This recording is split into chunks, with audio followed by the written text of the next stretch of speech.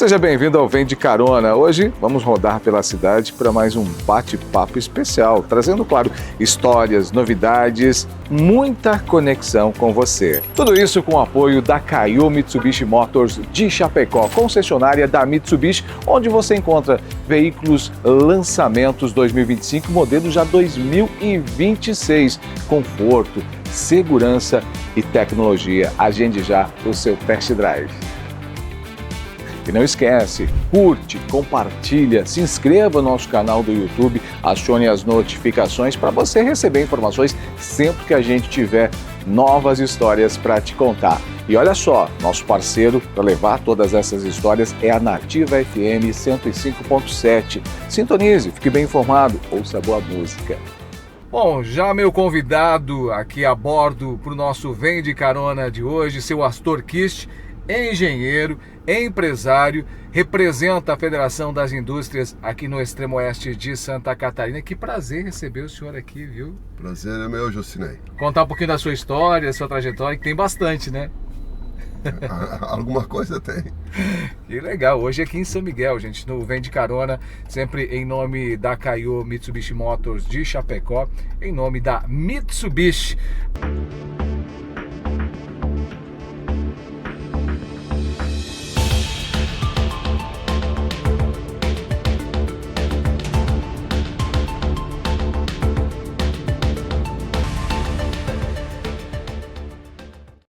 Pastor, o senhor é natural aqui de São Miguel mesmo ou não?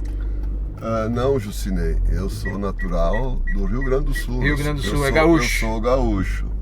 Eu sou da Terra do Fumo. Terra do Fumo. É. Eu vou adivinhar. Santa Cruz do Sul. Santa Cruz do Sul, isso aí. Ah, que bacana. Mas veio para São Miguel muito cedo ainda, não? Não, eu vim depois de formado. Ah, depois de formado. Eu sou então de Santa Cruz do Sul.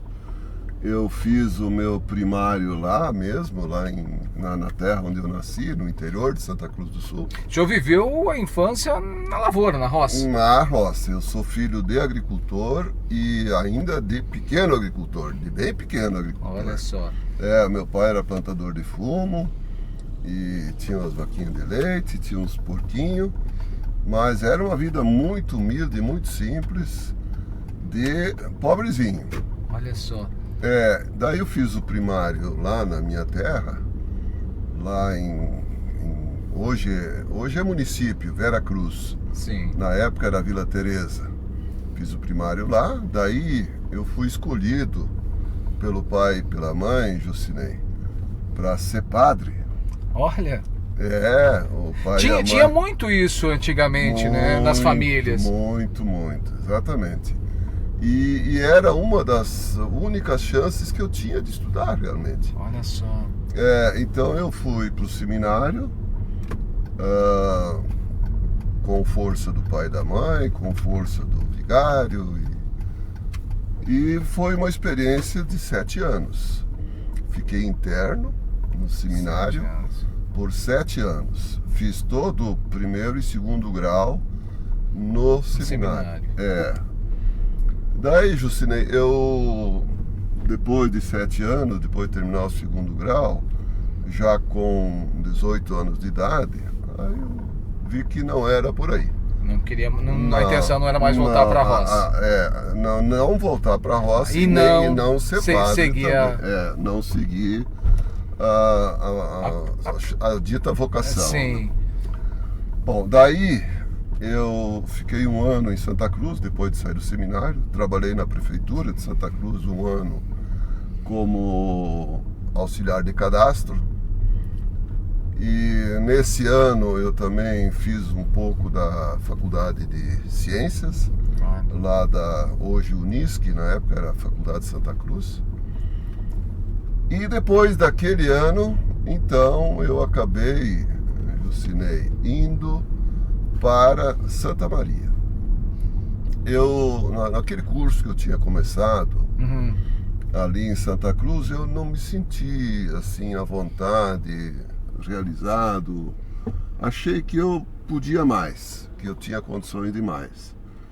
E daí, por influência de um colega meu, que tinha sido também seminarista, que tinha passado também pelo seminário, convivemos 6 anos, ele saiu um pouco antes de mim, ele já estudava em Santa Maria. Olha. E estudando em Santa Maria, ele já tinha um pouco mais de experiência do que eu. Já conhecia a cidade também? Já conhecia a cidade, já sabia o que eram os diversos cursos, porque eu te confesso, Jucinei, eu até então, eu tinha muito pouca noção de profissões. Eu não sabia o que fazia um agrônomo, eu não sabia o que fazia um engenheiro, eu não sabia o que fazia um médico. Até por toda essa história de família humilde, do interior, não tem muito contato. E né? também de internato, que preparava especificamente. Vivia aquele mundo. Aquele mundinho ali, exatamente, apenas aquele. Então, eu estava um pouco perdido. Eu sabia que eu não queria aquilo que estava acontecendo em Santa Cruz, mas também não sabia bem o que fazer. Daí esse meu colega disse: olha, Astor, no seminário nós somos colegas, tu sempre foi ótimo em física e matemática. Eu acho que tu deveria fazer uma faculdade voltada ou para engenharia, ou para agronomia, para ciências exatas. Olha aí. Opa, eu engenharia. Então vamos lá.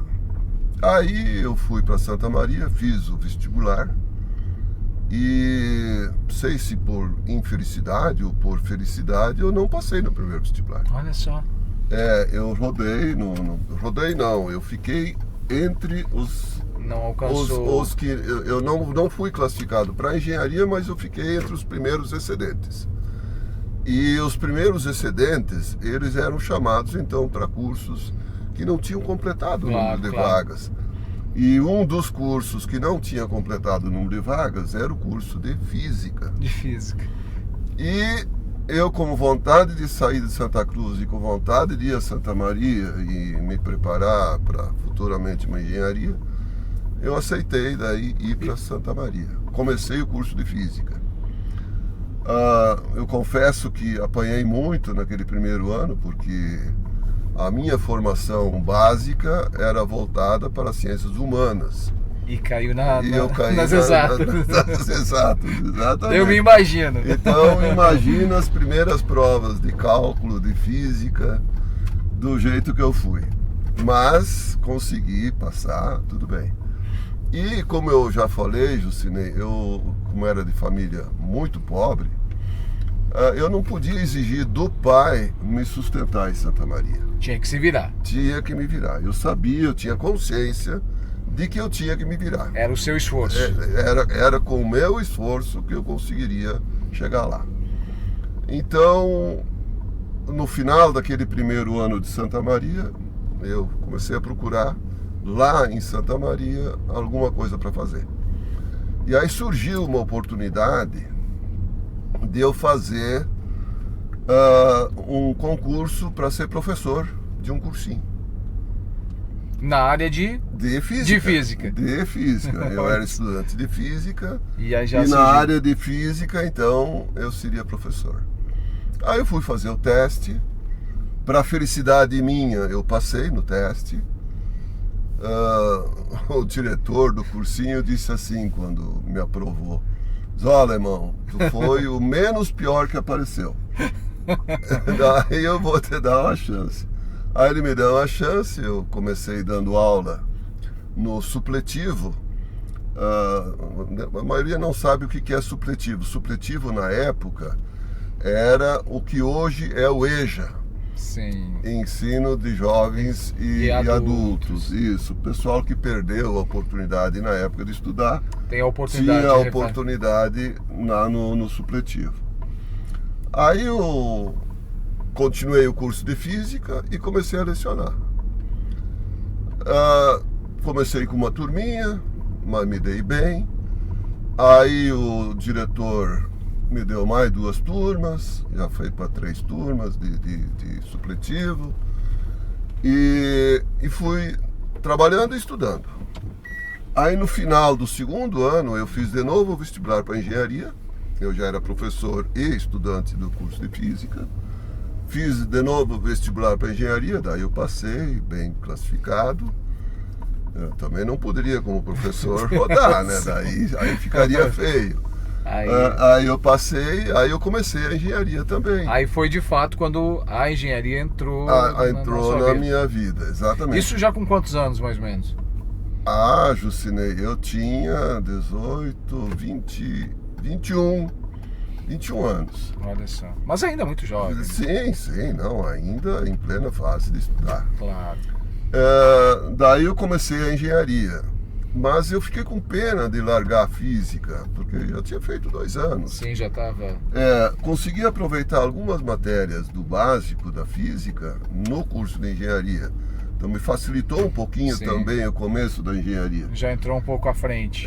Daí eu acabei conciliando os 2 cursos. Fui fazendo engenharia, completava a matrícula no curso de engenharia, e o tempo que sobrava eu ia fazendo cadeiras da física. Olha só. Então passava o dia inteiro na universidade, de manhã das 8 até às 6 da tarde. E depois desse horário e de manhã cedo eu dava aula.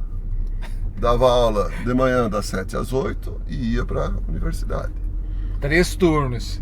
3 turnos e bem pegados.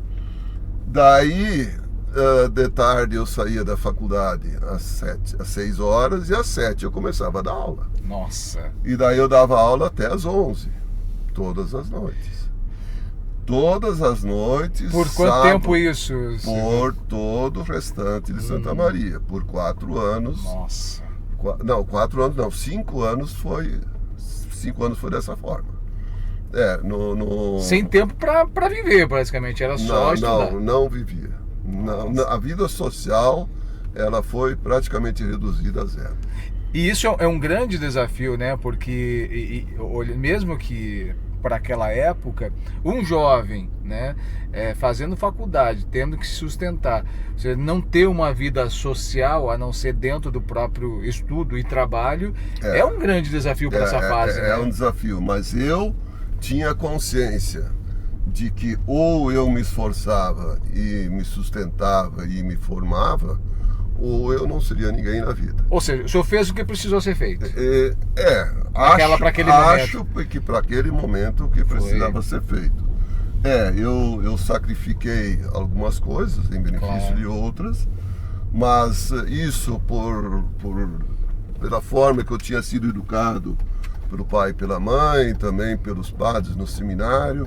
Então eu tinha essa consciência. Ou eu sou alguém ou não sou ninguém, e para isso eu preciso me dedicar. O senhor se formou em Santa Maria, e aí de lá o senhor já veio para São Miguel ou não? Ainda? Sim. Já veio? Sim, mas Jucinei, aí tem uma historinha para contar. Opa! Eu quando terminei a faculdade, terminei as 2 no mesmo ano. 1977, eu me formei em julho na engenharia, e como a física ficava sempre para depois, no final do ano me formei na física. E daí fazer o quê? Trabalhar onde? Eu tinha oportunidade de continuar como professor daquele cursinho, eu ganhava bem. Sim. Felizmente ganhava bem, porque cursinho paga o professor, porque o professor é escolhido pelos alunos. Claro. Aquele professor me agrada, então esse professor tinha sala cheia, eu tinha salas cheias. E eu recebia por aluno e por aula. Então eu ganhava bem, eu poderia continuar ali. E também, junto com isso, a esposa do dono do cursinho era professora da universidade. E tinha me convidado para ser professor da universidade, junto com ela, na cadeira dela. Como seu professor assistente dela. Ela era professora, fosse falar hoje, seria de computação. Começou na época, bem devagarinho, a surgir os computadores. E ela lecionava na época computação com linguagem Fortran. Hoje ninguém sabe. Ninguém sabe mais o que é. Ninguém sabe o que é isso, ninguém conhece isso. Mas tudo bem, foi uma linguagem que foi substituída por outras tantas e hoje o mundo está bem diferente. Bom, daí Ou poderia fazer isso, mas eu não queria fazer isso. Eu queria era ser engenheiro de verdade. Porque eu tinha gostado do curso de engenharia e sonhava em ser engenheiro. Daí, um colega meu, que se formou junto comigo, inclusive esperou um semestre para poder viajar comigo. Olha só. Ele se formou em julho junto comigo e teve que me esperar até o fim do ano para me formar em física, para daí juntos nós dois, com um Fusquinha que eu já tinha conseguido comprar, nós procurarmos o mercado de trabalho. Olha. Daí... E naquela época era mais difícil também de encontrar mercado de trabalho. Na época não tinha celular. Não tinha como fazer essa pesquisa. O telefone era só na manivela. Para descobrir o número do telefone de alguém era um sacrifício. Nossa. Então a comunicação era tete a tete. Era olho no olho. Era cara a cara. Aí nós pegamos aquele Fusquinha meu, eu e ele, e fomos de cidade em cidade pelo oeste do Brasil. Nossa. Por que oeste? Porque na época a grande fronteira oeste estava despontando. Aqui o oeste de Santa Catarina, do Paraná, do Mato Grosso, Rondônia, isso aí tudo estava despontando. E aí eu sei que entramos por Itapiranga, atravessamos a barca lá em Itapiranga, viemos a São Miguel, fomos a Chapecó, fomos a Xanxerê, fomos subindo Pato Branco, Beltrão, Paranazão, fomos a Cascavel, fomos a Foz do Iguaçu e fomos subindo. Lá no Paraná, daí paramos em várias cidades no Paraná, entramos no Mato Grosso. Caramba, foram longe. Não, fomos indo. Deixa eu terminar.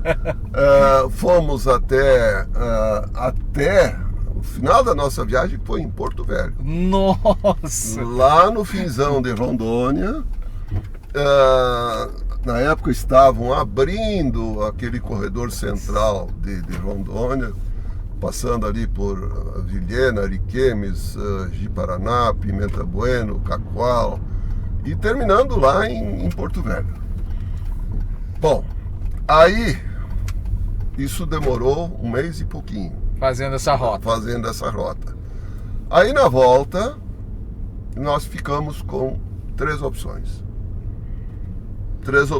Nós poderíamos ficar em Campo Grande, que tinha passado a capital recentemente, e era uma cidade virada num canteiro de obras.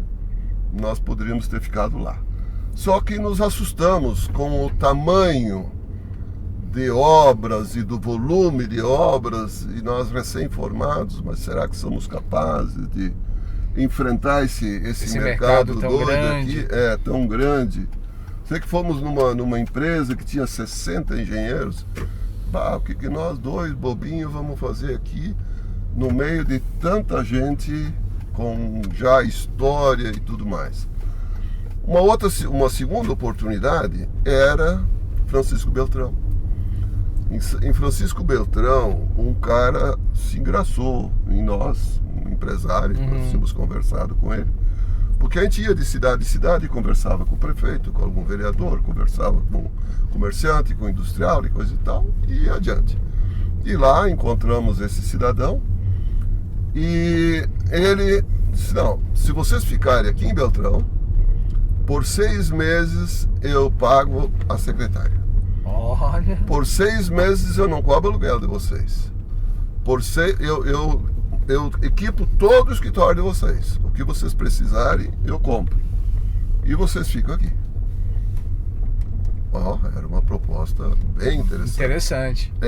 Mas não tinha a garantia do feijão nosso de cada dia. E aí uma terceira opção era São Miguel do Oeste. São Miguel, isso em 1977, final de 77. Vim depois, em fevereiro de 78, para cá. Tá, por que São Miguel daí? Em São Miguel, na época, existia a Gener. Sim. A Gener, a fábrica de óleos vegetais, era uma grande empresa, bem falada, muito falada. já se falava no futuro frigorífico Peperi, não era, hoje é o frigorífico da Aurora. Sim, sim. Tá? Mas na época era frigorífico Peperi. E já se falava desse frigorífico. E era uma cidade que estava desenvolvendo, despontando. E nós fomos falar com o prefeito, na época era seu Ademar Mariani, e o prefeito, ele disse: eu preciso de alguém na prefeitura. Eu não tenho engenheiro na prefeitura, eu preciso de alguém. Se vocês ficarem aqui, um fica na prefeitura. Olha aí. E isso nos encantou, porque... já era a oportunidade de entrada, né? Sim, era garantir o feijão nosso de cada dia. Se nós começássemos no escritório e ficássemos 6 meses sem trabalho, nós teríamos pelo menos como fazer um rancho, pagar um aluguel e coisa nada, com aquele salário da prefeitura. Aí nós abrimos uma sociedade, eu e ele, a falar da casa, engenharia da época, fizemos caixa único. O prefeito quis que eu ficasse na prefeitura, acabei na prefeitura e o meu colega então abriu o escritório. Mas nós sócios em tudo. Aí esse escritório aos poucos começou a ter cliente, foi encorpando. Aí nos animamos a criar uma construtora, na época Casa Engenharia Limitada, e eu continuando na prefeitura.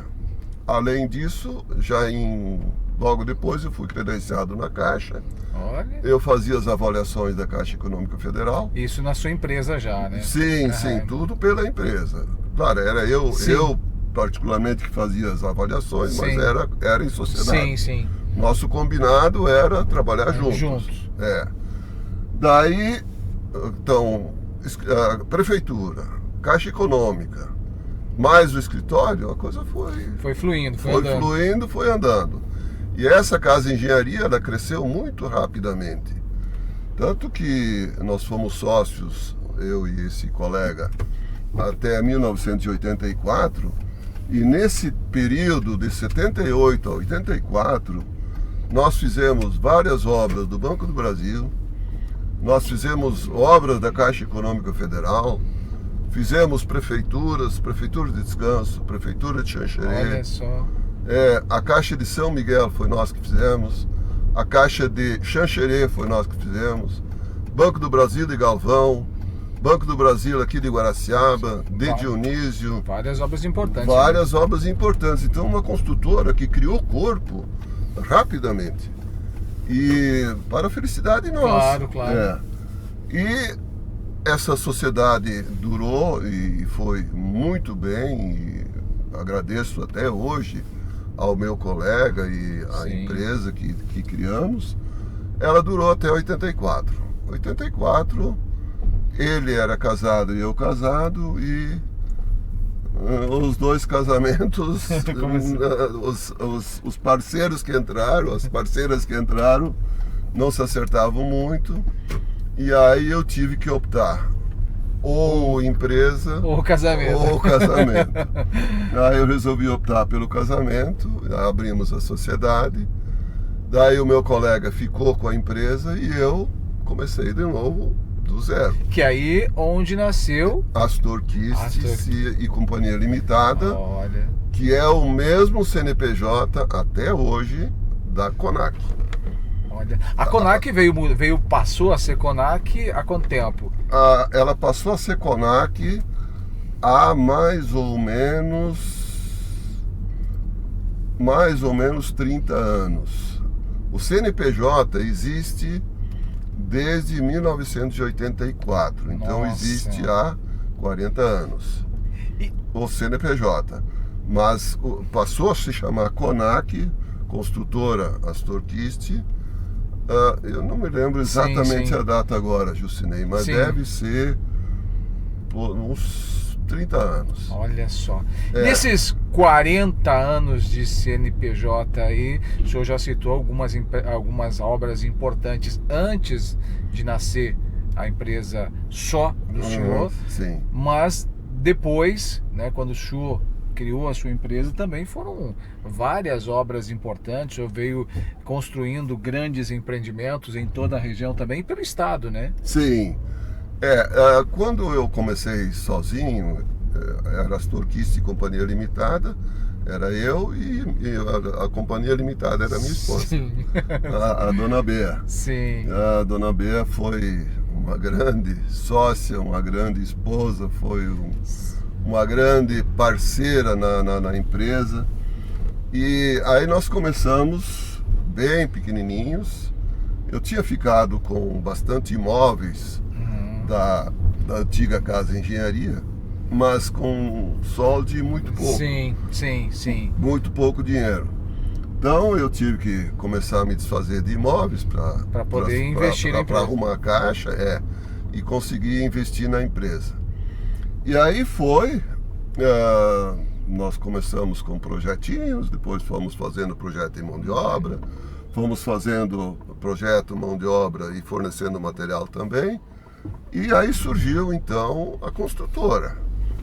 E aí, como empresa solo, como empresário solo ali, então eu fiz muitas obras para a Telesc na época, fiz obras para a Celesc, bastante obra pública na época, fiz obras para a Prefeitura de São Miguel, fiz obras para a Prefeitura de Itapiranga. O senhor construiu uma carreira bem sólida, chegou no momento inicial de tudo, ganhou credibilidade pela forma com que conduzia os seus trabalhos, né? E isso te deu também todo esse know-how para assumir empresas, obras tão importantes, né? Sempre foi dedicação. Muita dedicação, Jusinei, sempre muita seriedade, valorizando sempre o cliente, muito, tentando fazer sempre as obras com muita qualidade, tentando fazer os melhores preços, claro, sempre pensando em lucratividade. É um negócio, né? É um negócio. É um negócio, ninguém faz negócio para perder dinheiro ou para empatar dinheiro. Mas sempre trabalhando dentro de uma linha de seriedade, honestidade, qualidade, fidelidade ao cliente, essas coisas todas. E aí nós passamos, depois de trabalhar bastante com obra pública, passamos a ser incorporadores. Daí nós criamos uma segunda empresa chamada Concastor. E uma terceira empresa chamada Conquiste, que trabalhava com loteamentos. Olha aí. Então, a partir daí, nós começamos com 3 empresas. Assumindo toda a frente, basicamente, de uma obra, né? Sim. De uma obra e também de loteamento. De loteamento, claro. A obra, a gente comprava o terreno ou fazia parceria do terreno, a troco de futuras unidades. E então aí começamos na área de incorporação e felizmente isso também deu muito certo. Loteamentos foi muito bom, foi a área que me deu resultado muito bom também. Fizemos, por exemplo, o loteamento La Salle, toda aquela área em volta da UNOESC foi feita pela empresa. Eram os irmãos laçalistas, os proprietários da área. Fizemos uma parceria com eles, nós entramos com a infraestrutura, eles com a área, depois rachamos os lotes e foi bom para eles e bom para nós. E assim muitos loteamentos. E hoje a empresa continua, o grupo Conac continua com essa expertise no setor de loteamento. Bom, o senhor tem toda essa trajetória e eu sempre procuro trazer aqui nesse quadro, senhor Astor, pessoas que inspiram, pessoas que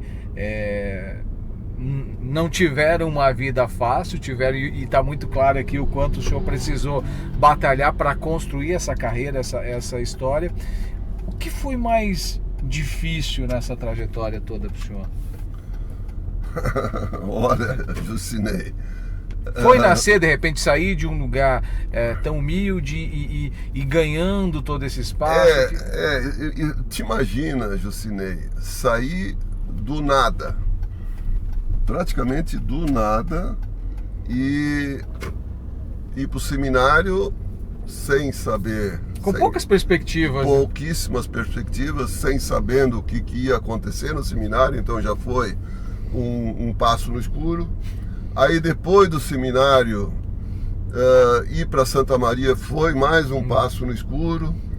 Depois de formado, começar a vida profissional, mais um passo no escuro. Depois de abrir a sociedade primeiro e começar a segunda vez, tudo de novo. Tudo de novo. O que motivava o senhor? O que o senhor olhava? Porque assim, foram muitos desafios e por um olhar fraco, para quem olha, pode encarar isso como uma impossibilidade. E o senhor, mesmo indo no escuro, sem saber realmente o que ia encontrar na frente, sempre se desafiou. O que levou o senhor? O que motivava? Bom, eu acho que a formação vinda de casa. O meu pai e minha mãe, sofridos como eram na roça, calejados como eram na roça, eles sempre diziam a mesma coisa para nós, filhos. Nós somos 5 irmãos. Filhos, vocês estudem. Pai e a mãe não têm condições de deixar herança financeira para vocês. Não tem condições de deixar dinheiro. Mas o pai e a mãe querem que vocês estudem e vocês sejam gente importante. Séria e importante. Olha só. E aquilo ficou. E aquilo ficou gravado e está gravado até hoje. Então, eu sempre, quando falo da minha história, eu conto isso e eu sou gratíssimo ao meu pai e minha mãe, que na sua humildade, simplicidade e pobreza ensinaram o mais importante, deram para nós o que de melhor podiam dar. E isso fez com que todos nós, irmãos, fôssemos sempre aguerridos, batalhadores, lutadores, não se entregar por pouca coisa. Porque depois de tudo que nós tínhamos passado, depois de todo o sofrimento da pobreza, de humilhações e tudo mais, a gente achava tudo possível. E se tivesse que passar uma noite sem dormir, não era novidade. Não era novidade. Isso tudo fazia parte do métier. O senhor falou de ser pessoas honestas, figuras importantes. O senhor ocupou por muitas vezes e ocupa ainda uma função muito importante. Dentro da sua área, hoje o senhor representa a Federação das Indústrias aqui na região. E isso já por um bom tempo, ou seja, a sua credibilidade continua e o senhor tem essa pela expertise e por tudo que construiu. Como é que é isso pro senhor também? Bom, Jucinei, essa foi uma das coisas que na nossa conversa ficou meio esquecida, mas eu sempre fui muito adepto ao associativismo. Olha aí. A vida de relacionamento comunitário. Então, nesta questão do associativismo, eu comecei na Asismo no mandato do Zanotelli como um dos vice-presidentes, e aí foi indo vários mandatos como vice-presidente da Asismo. Aí depois eu assumi a Asismo em 2002-2003, fui para a Facisc logo em seguida, como vice-presidente regional da Facisc. E aí já naquele mesmo ano que eu fui para a Facisc, eu fui convidado para pegar a vice-presidência da nossa região, da Fiesc. Foi uma solicitação que eu fiz para a Fiesc como presidente da Asismo. Claro. Aí o presidente da Fiesc, no primeiro momento, não disse nem sim nem não, mas ficou engavetado lá. Sim.